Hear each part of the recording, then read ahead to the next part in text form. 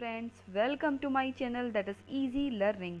तो आज मैं आपको एज बेस्ड क्वेश्चंस की शॉर्ट ट्रिक कराऊंगी, जिसमें आप एज बेस्ड क्वेश्चन बहुत ही कम टाइम में सॉल्व कर सकते हो शॉर्ट ट्रिक से।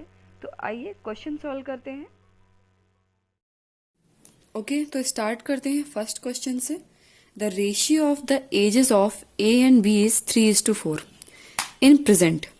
4 years earlier the ratio was 5:7. Find the present age of A and B. मतलब प्रेजेंट में ए और बी की एज का रेशियो कितना है? 3:4 है। 4 साल पहले वो रेशियो 5:7 था, तो प्रेजेंट की एज निकालनी है ए और बी की। इसको आप कैसे करोगे? आप ये देखो, सबसे पहले आपको यहां पर लिखना है प्रेजेंट, ठीक है। और किसके लिए आप कर रहे हो? ए और बी, तो आप उनको एक सिंबल के फॉर्म में लिख लो, ए और बी। प्रेजेंट में उनका रेशियो क्या है? 3:4। ये आपने लिख लिया 3 और ये 4 आ गया। 4 years अर्लियर -4 कर रहे हैं, ठीक है, पहले जा रहे हैं, तो हमने यहां पर लिख दिया -4। अगर 4 years आफ्टर दिया होता तो यहां पर +4 कर देते, ठीक है। तो ये प्रेजेंट की एज का रेशियो है 3:4 और -4 4 साल पहले क्या रेशियो था? 5:7 था। ओके, तो ये 4 साल पहले रेशियो जो था वो था आपका 5:7। आपको करना क्या है कि आपको इसमें ये 3 और ये 5 जो है, इनके बीच का डिफरेंस निकालना है। क्या आ रहा है? 2 आ रहा है। इसमें इनके बीच का डिफरेंस क्या आ रहा है? 3 आ रहा है। आपको ये डिफरेंस इक्वल बनाना है। अगर इक्वल नहीं है तो आप इसको प्रोसेस नहीं कर सकते हो। तो इस डिफरेंस को इक्वल बनाने के लिए आप करोगे कि आप नेक्स्ट लाइन से देखो। फॉर एग्जाम्पल, अगर ये लिखा है प्रेजेंट को मैंने पी लिख दिया और ये -4 लिखा, ए और बी आप कंसीडर करते हुए चलो, ठीक है। तो ये 3 है और ये 4 है और ये है 5 और ये 7, ठीक है। अब आप क्या करोगे कि इन दोनों के बीच का डिफरेंस लिखोगे। ये यहां पर ये क्या है? यहां पर 1 है। इन दोनों के बीच का डिफरेंस आप लिख लो यहां पर। ये क्या है आपका? 5 और 7 के बीच का डिफरेंस क्या है? 2 है। 3 और 4 के बीच का डिफरेंस क्या है? 1 है। अब आपको इस डिफरेंस से क्रॉस मल्टीप्लाई करना है। इस 2 से इन दोनों में मल्टीप्लाई करना है, 3 और 4 में, और इस 1 से इन दोनों में मल्टीप्लाई करना है, ठीक है, 5 और 7 में। तो आपका आंसर क्या है अगर आप मल्टीप्लाई करोगे? तो ये मैं यहीं पर इसको लिख देती हूँ। जब आप 2 से इन दोनों में मल्टीप्लाई करोगे तो क्या आएगा? 6:8 आएगा। 2 3 जा 6, 2 4 जा 8, और 1 से करोगे तो सेम ही रहेगा, 5 और 7, ठीक है।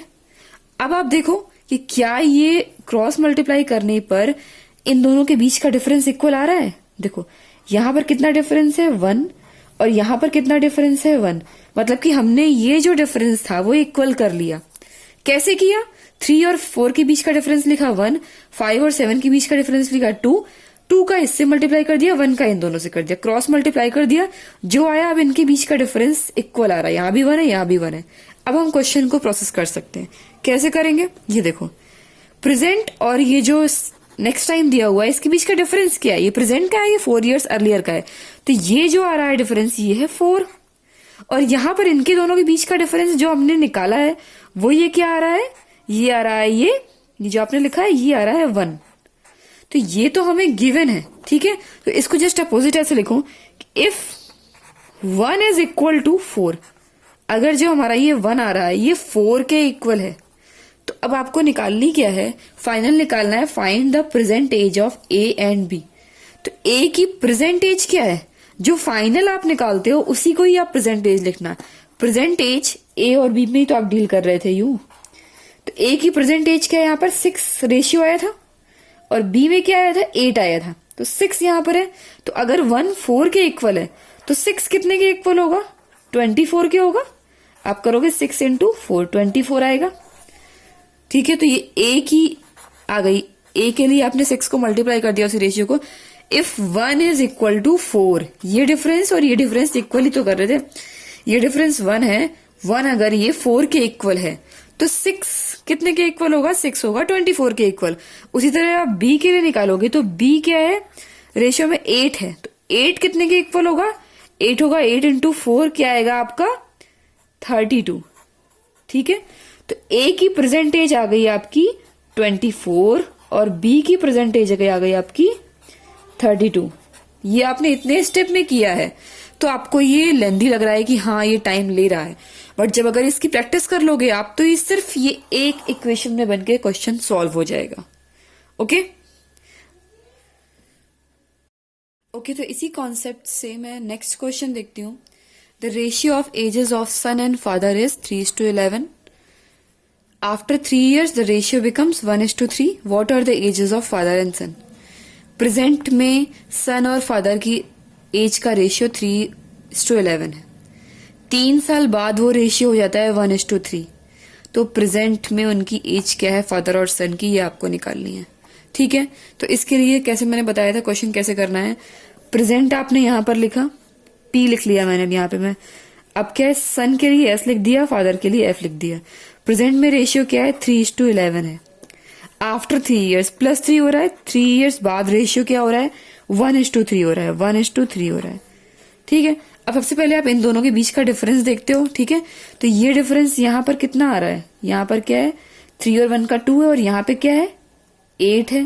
तो ये दोनों इक्वल नहीं है। अब इसको आप इक्वल बनाओगे, कैसे इक्वल बनाओगे, सेम ये आप करो 3:11 1:3।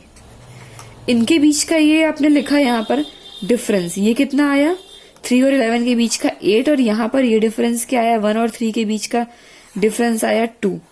ठीक है, तो इन दोनों का आप क्रॉस मल्टीप्लाई कर दो। ठीक है, क्रॉस मल्टीप्लाई करो, इसका इसमें और इसका इसमें मल्टीप्लाई करोगे तो क्या आएगा 2 3 6 और 2 11 22, 8 1 8 और 8 3 24। तो ये आपका सेम एस और एफ के लिए ही चल रहा है, और ये है आपकी प्रेजेंट और ये है आपकी 3 साल बाद एज। अब आप देखो कि क्या ये डिफरेंस इक्वल हो गया। 6 और 8 के बीच का डिफरेंस 2 है, और 22 और 24 के बीच का डिफरेंस 2 है, मतलब कि आपने ये इक्वल कर दिया। अब आप ये देखो, ये डिफरेंस क्या आ रहा है यहाँ पर, ये आ रहा है 2, और यहाँ पर डिफरेंस प्रेजेंट और नेक्स्ट के बीच का डिफरेंस क्या है 3 है। तो अब ये देखो, if 2 is equal to 3, 2 is equal to 3 इसके हिसाब से आ रहा है। इफ 2 इज इक्वल टू 3 तो आपको निकालना क्या है, सन और फादर की प्रेजेंट एज निकालनी है। तो प्रेजेंट एज सन की फाइनल वाली क्या 6 आ रही थी।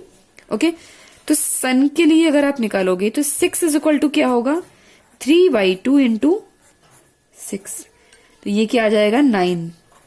ठीक है, उसी तरह से एफ क्या आएगा फादर के लिए, फादर की थी 22 आई थी फाइनल। ठीक है, तो 22 इक्वल टू क्या आ जाएगा 3/2 इंटू 22 इज इक्वल टू यहां पर आएगा 33। तो ये सन की एज आ गई आपकी प्रेजेंट की 9, और फादर की आ गई आपकी 33।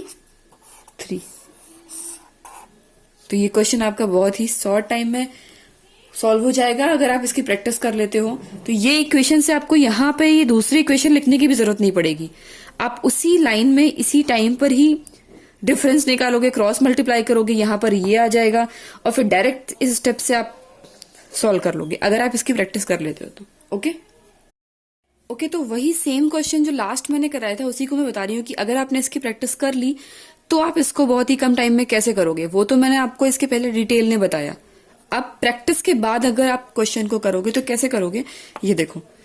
सबसे पहले आपने देखा प्रेजेंट एज का रेशियो है सन और फादर की, पी लिखा आपने, यहाँ पर एस लिखा और एफ लिखा। क्या रेशियो है 3:11, 3:11 है। आफ्टर 3 years दिया है, तुरंत आपने यहाँ पर +3 लिख दिया। क्या रेशियो हो जाता है 1:3 हो जाता है। आपने यहाँ पर देखा ये 2 है और ये डिफरेंस क्या है 8 है, इक्वल नहीं है। तो इसके लिए आपने क्या किया, इन दोनों के बीच का डिफरेंस निकाला 2 आया, इन दोनों के बीच का डिफरेंस निकाला 8 आया। ठीक है, तो ये आपने लिखा 8 यहाँ पर, ये लिखा आपने 2 यहाँ पर। इसका इधर मल्टीप्लाई किया, इसका इधर क्रॉस मल्टीप्लाई किया। 2 का जब 3 से मल्टीप्लाई होगा तो यहाँ पर आएगा 6 और यहाँ पर आएगा 22। 8 का जब इन दोनों से मल्टीप्लाई होगा तो 8 आएगा और आएगा 24 आएगा। 8 1 जा और 8 3 जा। ठीक है, अब इन दोनों के बीच का डिफरेंस 2 और 2 इक्वल हो गया है। ये डिफरेंस आ रहा है 2 और ये डिफरेंस है प्रेजेंट और नेक्स्ट में 3। तो इफ 2 इज इक्वल टू 3 तो आपको निकालना क्या है, प्रेजेंट एज निकालनी है सन और फादर की। 6 इज इक्वल टू क्या आ जाएगा 3/2 इंटू 6 इज इक्वल टू आएगा 9। ये सन की आ गई और फादर की क्या है, फादर की क्या है 22 है। 22 is equal to 3/2 into 22 is equal to 33। ठीक है, तो ये आपका आ गया। अगर आपको मेरा वीडियो पसंद आया है तो please like my video and don't forget to subscribe my channel and at last click on the bell icon so that you can get my latest video. Thanks for watching.